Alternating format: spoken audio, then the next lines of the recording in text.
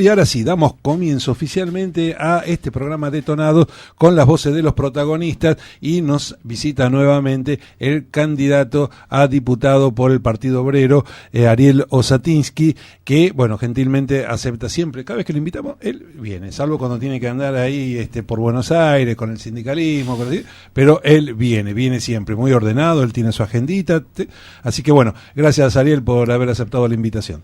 Hola, buen día, ¿no? Y le agradezco a usted, un saludo a la audiencia por la invitación y bueno, y por la buena música con la cual siempre me reciben acá. No, siempre este es Guillermo Páez, el mejor operador, medio remolón, pero el mejor operador que tenemos. Ya tiene su propia empresa, ya pone música en eventos, así que cualquier cosa después se comunican con nosotros, le damos el teléfono de Guillermo Páez para que pase música, cumpleaños de 15, fiestas, asalto a bancos, él pone música en todos lados, ¿no? Bueno, Ariel, ¿cómo se está viviendo esta última semana previa a las elecciones del 22 de octubre? Bueno, muy intensa la campaña, seguimos recorriendo los distintos barrios de la capital y del interior tucumano.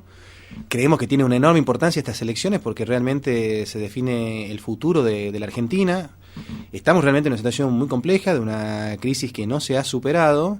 Y en ese sentido nosotros explicando nuestras propuestas y no solo explicándolas, sino también obviamente fomentando la organización de los vecinos en sus diversos reclamos que tienen todavía pendientes. Creo que la campaña tiene una particularidad porque vemos que en lo que sería, digamos, tanto el sector de Cambiemos como el justicialismo, hay como una suerte de intento de crear una polarización que consideramos que es falsa realmente. Uno ve, por ejemplo, a un Alfaro, que es parte del armado de Cambiemos, que plantea ciertas críticas a la SAT de Alperovich, de Mansur, de Jaldo, pero él ha sido parte, junto con Amaya, del gobierno de Alperovich, los largos 12 años que estuvo. Uno ve Cambiemos que ni habla de los problemas de los tucumanos, porque no han dado ningún tipo de respuestas. Esta semana hemos tenido la visita de Marcos Peña, jefe de gabinete de Macri. Le preguntan sobre el gobierno de Mansur y Jaldo, del gobierno del fraude del 2015, de los 600 millones que sacaron de la legislatura y no pueden explicar. Es decir, de la corrupción, de la impunidad, y él dice, no tengo ninguna crítica ni cuestionamiento por hacer. Tenemos una excelente relación. Obviamente que saben que están unidos, porque por el otro lado también tenemos el caso del justicialismo. Uno ve un vicegobernador, supuestamente en licencia, que dice, nosotros le vamos a poner un límite al ajuste, pero ellos le votaron las 84 leyes a Macri de ajuste. ¿Qué límite le van a poner? Ellos son los responsables del ajuste acá en la provincia de Tucumán. Tenemos la mitad de los asalariados en negro, el peor salario después de Santiago del Estero. Eso se llama ajuste. Entonces cuando Jaldo o Mansur hablan de que van a defender Tucumán, ellos van a defender a los empresarios tucumanos, al tema de los empresarios del citrus, del azúcar. Entonces me parece importante tener esta claridad, porque si uno tiene en cuenta el lado de Cambiemos, que uno escucha a Macri y estamos yendo para adelante, y el plan Belgrano, 2 años, con cana a la cabeza. ¿Cuál es la obra de importancia que han hecho? Se viene el verano, se vienen las lluvias, y vamos a sufrir nuevamente por nuestros comprovincianos del sur, porque no hubo ningún tipo de obra puesta en pie, solo han hecho una expansión de la pista del aeropuerto, y nada más. ¿Y qué análisis haces, Ariel, sobre este tema que también se dio a conocer, de que vamos a recibir acá en Tucumán nada más que el 2%? Bueno, no, me parece obviamente el tema. Yo creo que ¿es un apriete a la provincia por no ser de la misma bandera de Cambiemos? Creo que Cambiemos y el justicialismo están en esto, están juntos. No veo realmente eso yo. Me parece que el tema impositivo está como el debate muy limitado a ciertas cuestiones, pero hay que ampliarlo. Por ejemplo, acá nosotros estamos pagando un IVA de 21% y eso nos enchufó Caballo y todos los gobiernos lo sostuvieron. Nosotros somos una fuerza, el Frente de Izquierda, que estamos en contra de los impuestos al consumo. No podemos pagar IVA, queremos que se elimine. Y además queremos que se elimine el impuesto al salario. En el año 2000, menos del 5% de los trabajadores pagaba impuesto a las ganancias. Hoy paga el 25%.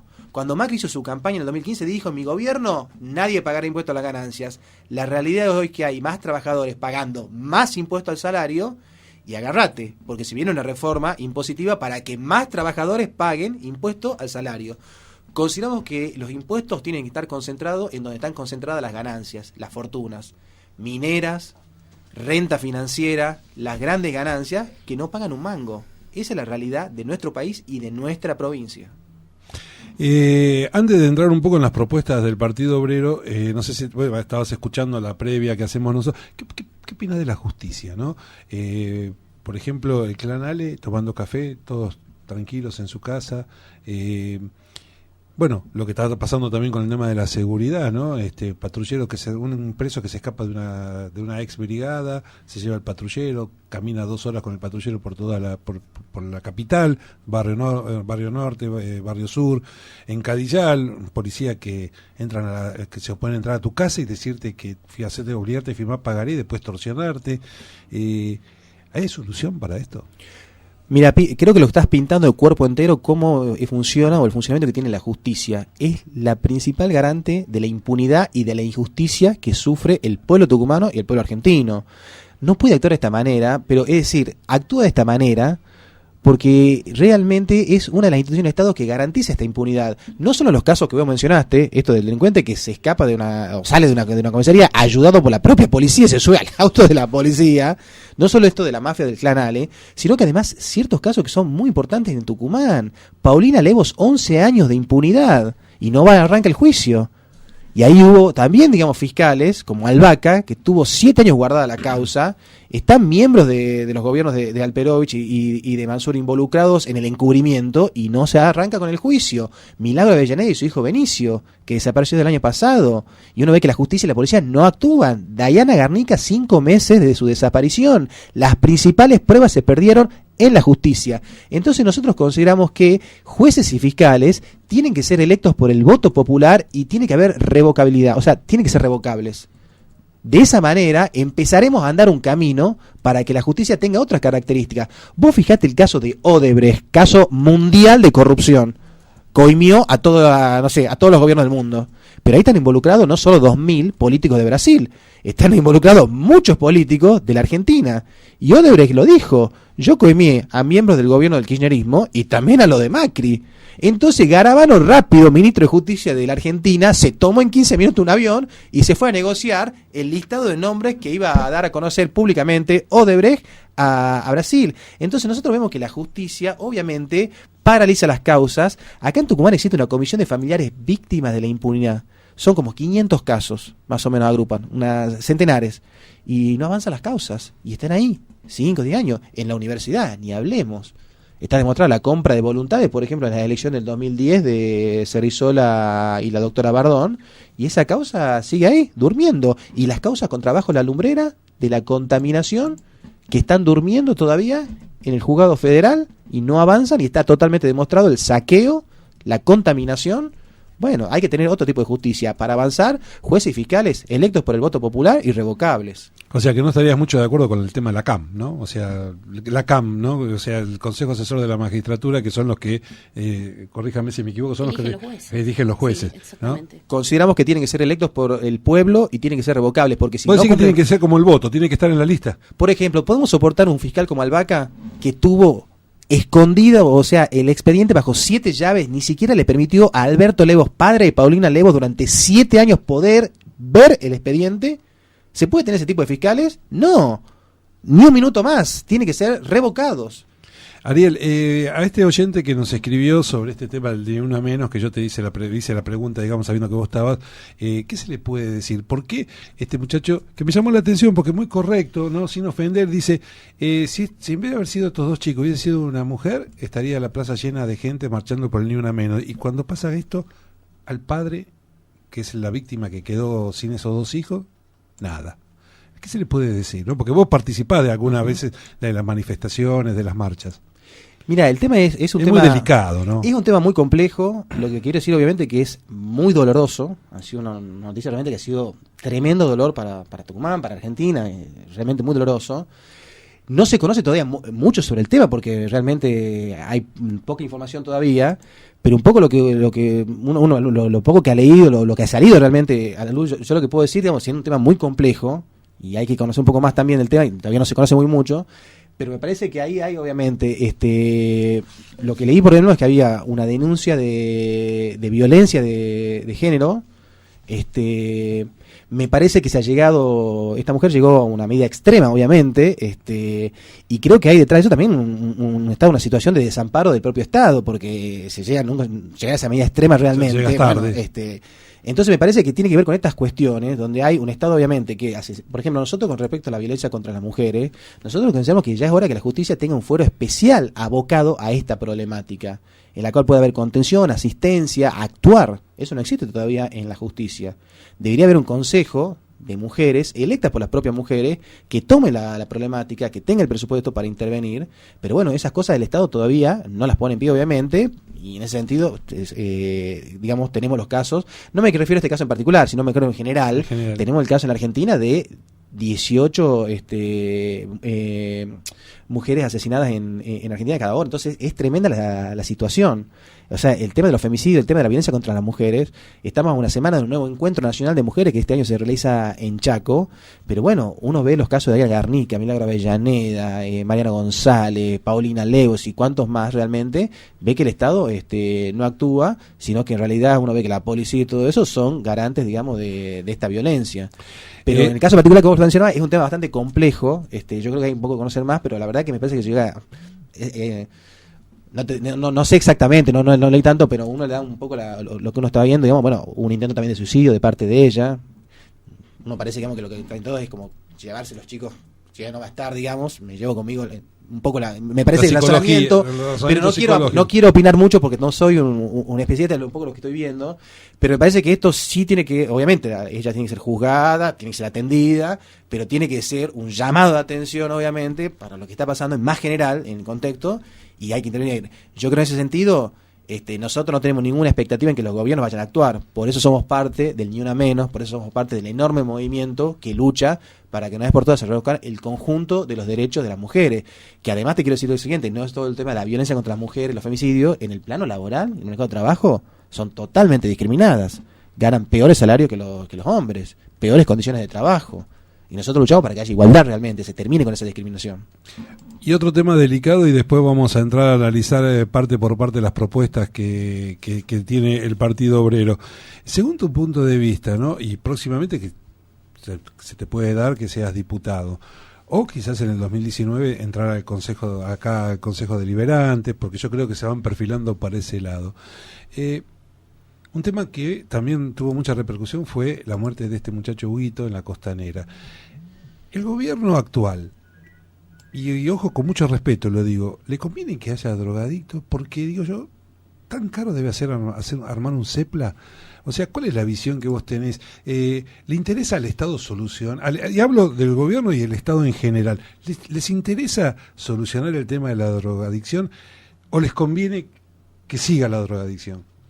No, creo que el gobierno está de espaldas a las necesidades del pueblo, de la población. Vos fíjate esto, están por hacer un espectáculo musical en el cual he leído que están por gastar 25 millones de pesos. Y el CEPLA, que es el Centro de Prevención de Adicciones de la Costanera, tiene un costo creo de entre 8 y 10 millones de pesos. Y no lo ponen en pie, ni gobierno nacional, ni gobierno de Mansur. ¿Y cuántos CEPLA necesitamos en los distintos barrios de Tucumán? Porque no es solo la Costanera. El caso obviamente de Huguito, que es una vida más que se cobra el Paco, pero acá el narcotráfico está vinculado también al gobierno y al Estado. O la policía no sabe quiénes son los que venden droga. Saben absolutamente porque son parte de la organización de estos graves delitos. Nosotros somos partidarios obviamente de una salud integral, es decir, tiene que haber una atención, tiene que haber prevención, y para eso se requiere presupuesto. Para prevención de adicciones, el gobierno destinó, por ejemplo, en el presupuesto 20 millones de pesos. Para publicidad gubernamental del gobierno destinan 120 millones de pesos. ¿Cuáles son las prioridades? Entonces, obviamente, hay un ahogo presupuestario, no hay ningún tipo de posibilidades y hay una política represiva hacia los consumidores, que la cual nosotros estamos en contra. Lo que hay que hacer, obviamente, es tener una política integral. Hay que tener los centros de prevención, el CEPLA, no solo en la Costanera, sino que tendría que haber muchísimo. Vos fíjate que Cristina en su momento anunció, el gobierno anterior, que íbamos a construir 211, dijo, centros en toda la Argentina. Planificaron, creo, 11 y construyeron 2. Una cosa así, más o menos son las estadísticas. Vamos llegando. Creo que más o menos es así.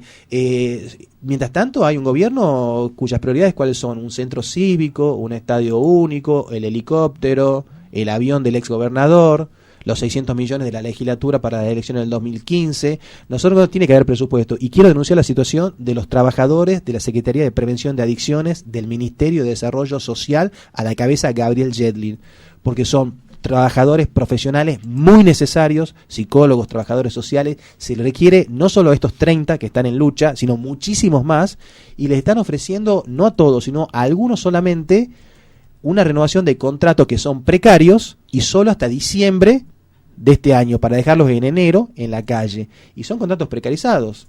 Y con esto te quiero meter en el empleo negro, porque nosotros somos abanderados. Tenemos 45% de empleo negro.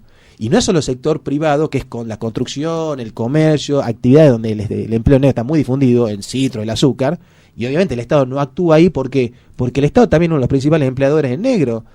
Tenemos planta transitoria, contratados, etcétera, etcétera, etcétera. Entonces obviamente hay un gobierno que fomenta el empleo negro, el empleo informal, y entonces fomenta la precariedad. Por eso cuando Marcos Peña, jefe de gabinete, viene a Tucumán, dice lo siguiente: una cosa es lo que Mansur diga en el discurso, pero otra es la realidad. Yo sé que en la realidad están con nosotros en la reforma laboral, por supuesto que están con ellos, porque están juntos en la reforma laboral que va a ser más precariedad.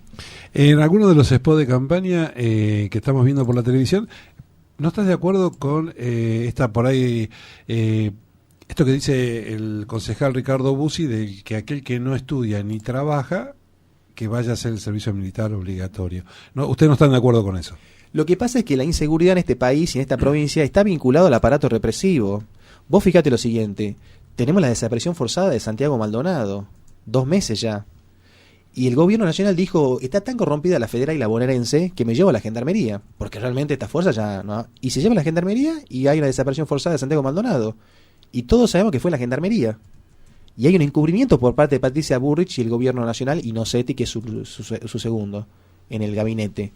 Entonces, en ese sentido, lo que pretende obviamente el concejal Bussi es agravar los problemas de la inseguridad. Y nosotros lo que queremos es desmantelar el aparato represivo, que se abran los archivos. Necesitamos otro tipo de fuerza, otro tipo de policía.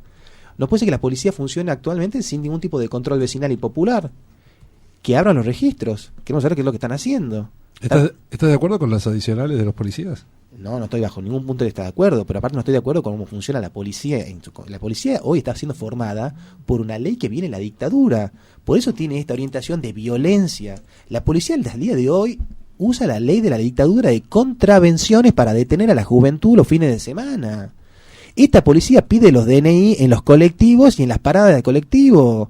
Eso es la política que lleva adelante Videla y compañía. No estoy de acuerdo, y además lo que pretenden es agravar los problemas de inseguridad.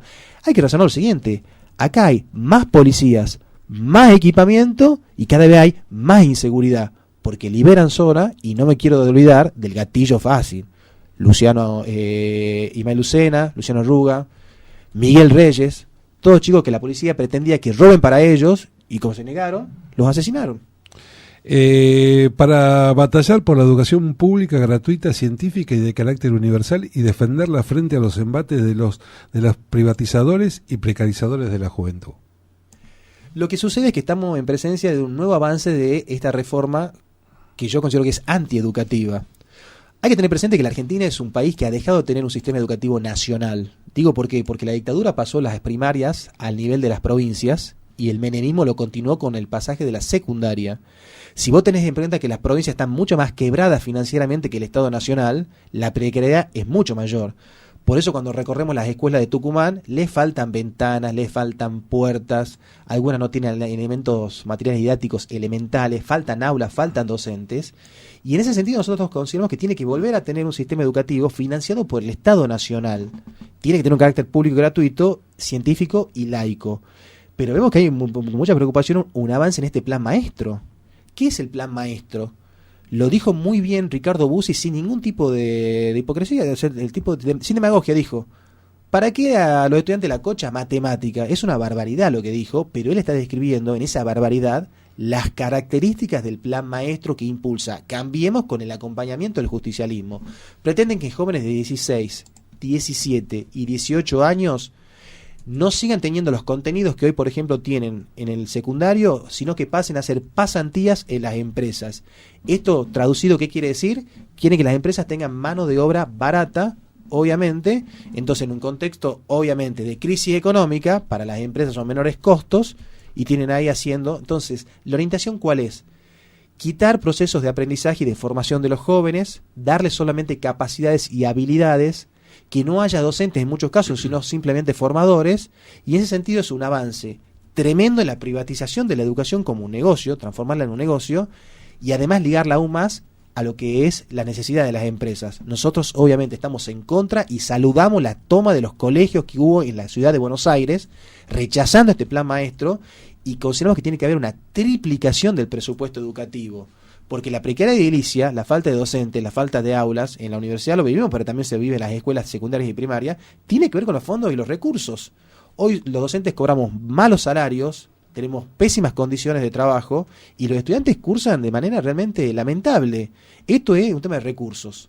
Tiene que haber una triplicación, no solo para la educación pública, sino también para la salud pública. Bueno, ahí en una de las tomas, Ariel, y bueno, voy a enlazar con el tema recién de que hablabas de, bueno, de esta policía que funciona con una ley de la dictadura, ¿no? Bueno, dijiste que apoyás las tomas, bueno, ahí hubo un hecho de violencia, de abuso sexual, digo, la mano dura, porque si vos le preguntás al ciudadano común, el ciudadano común quiere mano dura. De hecho, bueno, la propuesta de Ricardo Bussi, esta de implementar, de poner el ejército en las calles, digo, prosperó y le sumó votos. Si vos ves así, haces un análisis muy por arriba, ¿sí? La gente está preocupada por la inseguridad, acá al menos en Tucumán, ¿sí? Si vos le propones a la gente mano dura, capaz que la gente quiere eso. ¿La mano dura soluciona, digo, estos problemas? Bajo ningún punto de vista, sino que los agrava, es lo que yo mencionaba recién, y con esto menciono algo que estuvieron en el comienzo señalando, esta ley de emergencia en materia de seguridad. Caduca hoy. Porque el tema cuál es, razonemos lo siguiente, tenemos más o menos policías, por ejemplo, que años atrás, tenemos mucho más. Tenemos más o menos equipamiento, mucho más equipamiento, tenemos más cámaras de seguridad o no. Tenemos tantas cámaras que no han podido encontrar a este delincuente que se escapó con la ayuda de 3 policías de la comisaría, dio vuelta por el centro de Tucumán durante 2 horas y parece que las cámaras no lo registraron. O sea, más cámaras, más equipamiento, más policía y más inseguridad.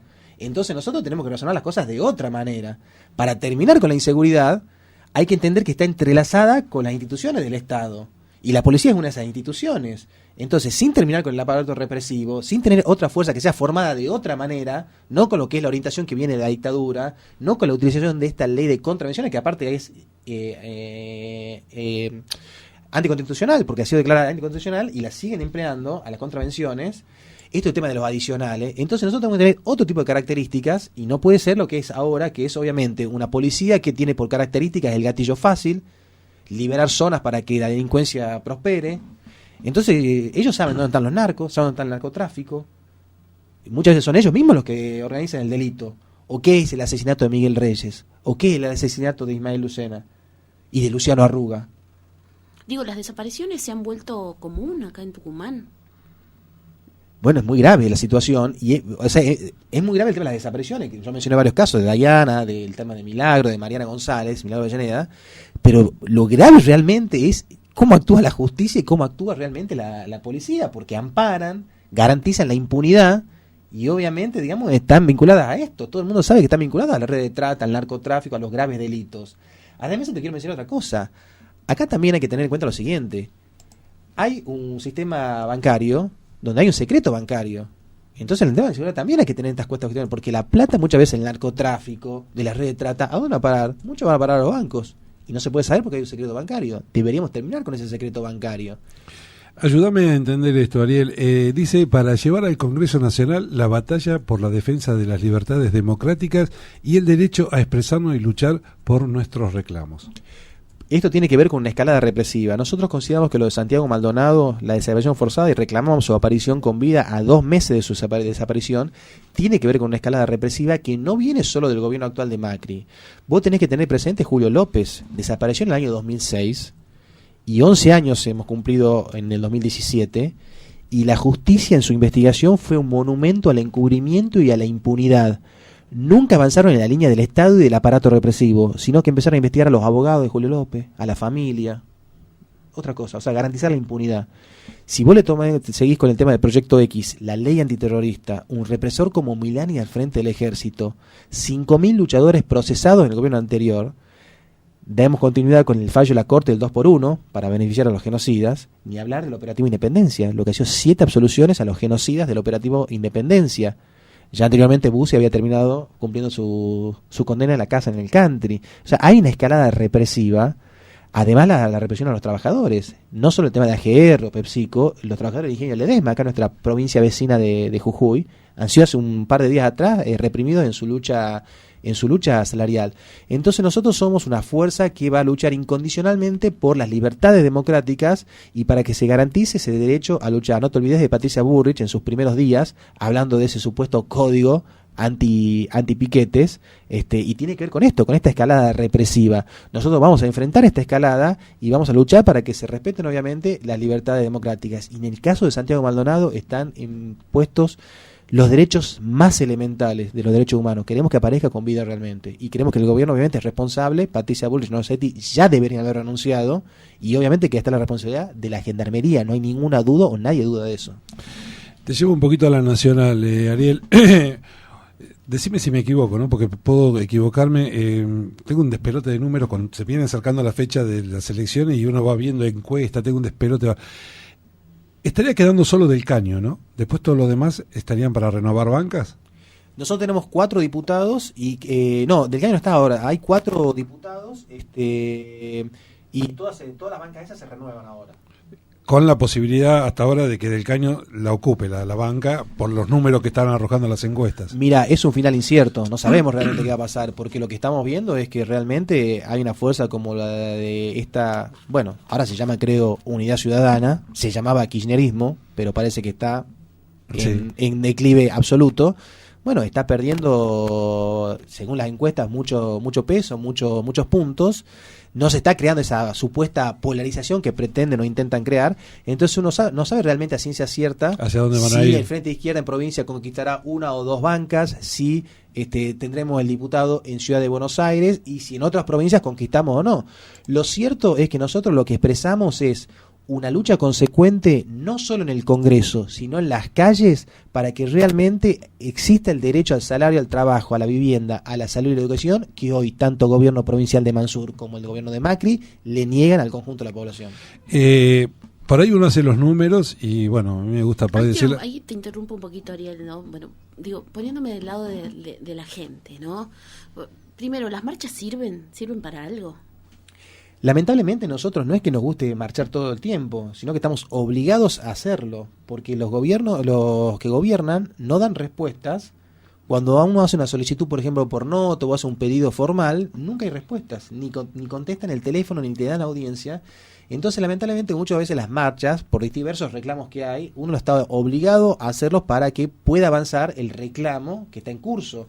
Vos fíjate que esta es la realidad en la mayoría de los reclamos que se lleva adelante. Y bueno, la responsabilidad está en los gobiernos que hay. Si ellos actuaran de otra manera, pero bueno, obviamente nosotros somos claros, nosotros somos una fuerza que defiende a los trabajadores. Ellos defienden a los empresarios y por lo tanto son parte del ajuste. ¿Qué le decís a la gente, que se ve perjudicada para llegar a sus trabajos, que no llegue en horario, que se ve estresada por esto de las marchas? A los que no marchan. Por un lado, esto de que nosotros, la intención nuestra es, llegamos siempre a esa situación como un último extremo, una situación o una medida que hacemos para forzar la posibilidad de que haya una respuesta por parte de las autoridades. Y lo que les quiero decir, obviamente, que tienen que reflexionar y repensar el voto, porque realmente votar o Cambiemos o votar al justicialismo es seguir en esta situación. Realmente, una vez por todas, creo que tienen que apostar por el Frente de Izquierda y de los trabajadores, porque realmente consideramos que nos tienen que poner a prueba, que nos pongan a prueba. Acá hay 4 fuerzas en estas elecciones: Cambiemos, el justicialismo, Fuerza Republicana y el Frente de Izquierda y de los trabajadores. Las 3 primeras que mencioné ya han sido o son gobierno, ya han estado en el Congreso o están actualmente. ¿Y qué han hecho por los tucumanos? ¿Han hecho por los empresarios de Tucumán? Muchísimo. Por los trabajadores, que son la mayoría del pueblo tucumano, absolutamente nada. Queremos que de una vez por todas, esto, por eso les decía de reflexionar y repensar el voto, para que vean realmente quiénes luchan por la educación, quiénes luchan por la salud, quiénes quieren un salario igual a la canasta familiar. Fíjate esto de las jubilaciones. El gobierno pretende avanzar en una reforma previsional. Quiere aumentar en 5 años la jubilación. Reparación histórica. El otro día me comentaba un jubilado, obtuvo 132 pesos de reparación histórica luego de 42 años en actividad. No, nosotros consideramos que no se puede seguir con jubilaciones de 7.300 pesos, muy por debajo de la línea de pobreza, Aumento de emergencia de 9.000 pesos y 82% móvil de jubilación garantizado. Nosotros luchamos en esa perspectiva y obviamente en el Congreso potenciamos estos reclamos para que se hagan de una vez por todas realidad. En cuanto a números, digo, ustedes hablan de propuestas que hoy en la realidad, digo, nos parecen como algo irrisorias, ¿no? Digo, quintuplicar el presupuesto en cuanto a educación. Triplicarlos, perdón. Plantear becas de 10.000 pesos para los alumnos, reducir la jornada laboral a 6 horas, plantear una jubilación más alta para los jubilados. Digo, erogaciones de dinero que las arcas, ¿las tienen? Le pido a la audiencia que saque la calculadora. El gobierno anterior de Cristina pagó 200.000 millones de dólares de deuda externa y nos dejó una deuda de 240.000 millones de dólares. Macri aumentó la deuda en más de 80.000 millones de dólares en lo que va, y el único ítem del presupuesto que crece de manera exorbitante es los pagos de intereses de deuda externa, que están pagando fortuna. Entonces, obviamente que están los recursos, pero los recursos los orientan ¿a dónde? Al pago, al capital financiero, a subsidios millonarios, a grupos económicos concentrados. Nosotros creemos que tiene que estar para triplicar el presupuesto de salud, para triplicar el presupuesto de la educación pública, tiene que garantizarse un salario mínimo igual a la canasta familiar. Todos están escandalizados con la pobreza. Y en esto de la pobreza quiero decir lo siguiente: el gobierno miente, ojo, miente. El gobierno dice que bajó la pobreza, pero cuando Macri asumió estaba en un 29% y hoy está en un 29%. En 2 años no logró bajar absolutamente ni un punto de la pobreza, ni un solo punto bajó. Entonces, para terminar con eso hay que tener condiciones dignas, salario digno, igual a la canasta familiar, y los recursos están, solo que ellos lo destinan para los empresarios y nosotros creemos que tiene que estar, obviamente, para los trabajadores. En la Argentina ha crecido la desigualdad en la distribución del ingreso. El 10% más pobre se queda solo con el 1,4% de los recursos. La brecha es enorme entre los que más ganan y los que menos ganan. Esto se tiene que terminar y obviamente en el presupuesto destinar los fondos que sí existen para un genuino plan de industrialización y de obras públicas y de viviendas sociales. De esa manera tendríamos empleo genuino en blanco y no la barbaridad de un empleo negro que a Tucumán es un abanderado con casi la mitad de los trabajadores en esa situación. Teniendo en cuenta ya estos 10 últimos días que está quedando de campaña, ¿cómo sigue el movimiento? ¿Cómo sigue? Hoy es sábado 7, sábado 14, el sábado 21 ya se termina, no podemos hablar más de nada. ¿Qué actividades, por dónde te encuentra la gente que quiera escucharte, que quiera conocer un poco más? Hoy vamos a estar en la peatonal y todos los días con diversas actividades. Nosotros las difundimos en una página de Facebook que tiene tanto el Partido Obrero de Tucumán como una página, una fanpage que tengo yo en Ariel Osatinsky PO, me encuentran en el Facebook. También tengo un Twitter, y tanto el Partido Obrero de Tucumán también lo tiene. Nosotros difundimos por las redes sociales todo lo que vamos haciendo día a día y estaremos así hasta seguramente, no solo hasta el 20 de octubre, porque nosotros somos una fuerza que a diferencia de las otras 3 fuerzas que se presentan, tenemos la característica que nosotros luchamos y llevamos adelante este proceso de organización de los vecinos por sus reclamos de manera cotidiana, antes, en las elecciones y después de las elecciones. No somos una fuerza que simplemente, como algunos, se levantan cada 2 o 4 años.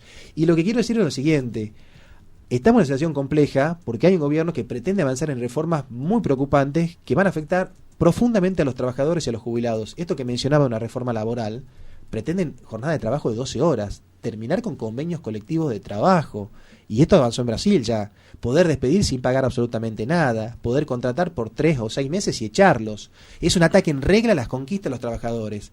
La reforma previsional, la reforma impositiva que mencioné y la reforma educativa es el plan que tiene el gobierno. Macri y Marcos Peña están tranquilos porque saben que el justicialismo va a estar con ellos en esta perspectiva de ajuste. Nosotros creemos que el ajuste y la impunidad hay que hacerle frente con los trabajadores y la izquierda, por eso llamo a los tucumanos a que reflexionen, a repensar el voto. No puede ir a Cambiemos, no puede ir al justicialismo, tiene que ir a los que en las calles y en el Congreso luchamos por sus derechos. Y por última, esto es de Cholulés, esto es, digamos, de Jorge Rial. Firmaste el debate. ¿Cómo? Firmaste para ir al debate. Mira, lo del debate te quiero decir lo siguiente. Yo lo reclamé en las PASOs.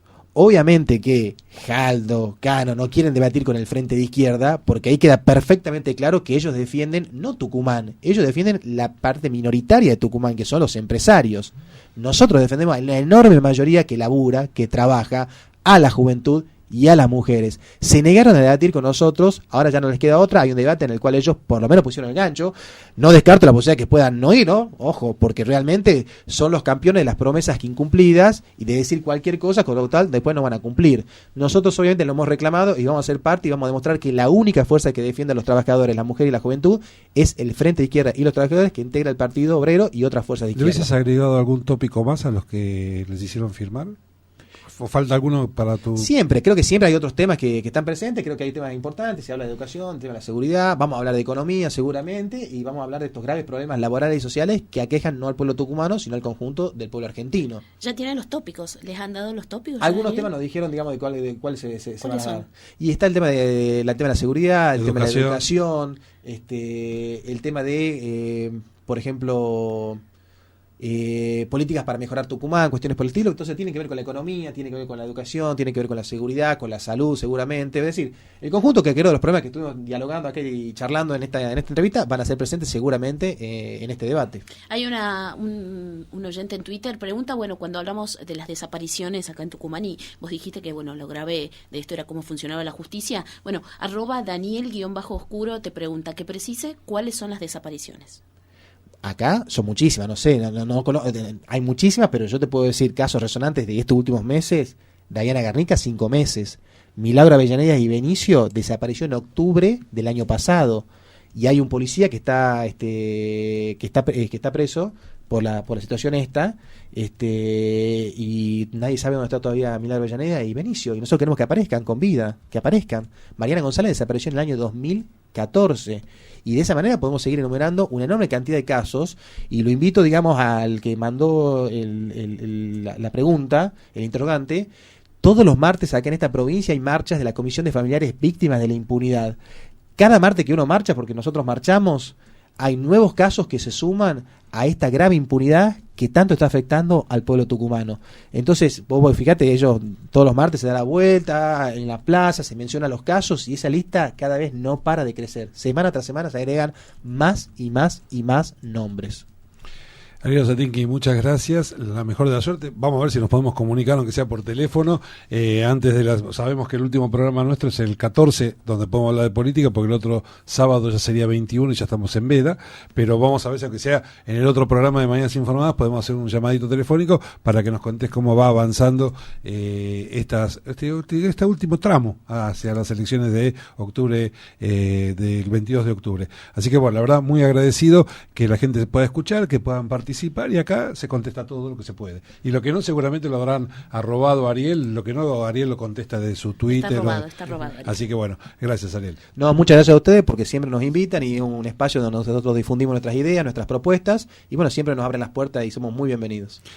Muy bien, pasaron 11 minutos de la hora 11.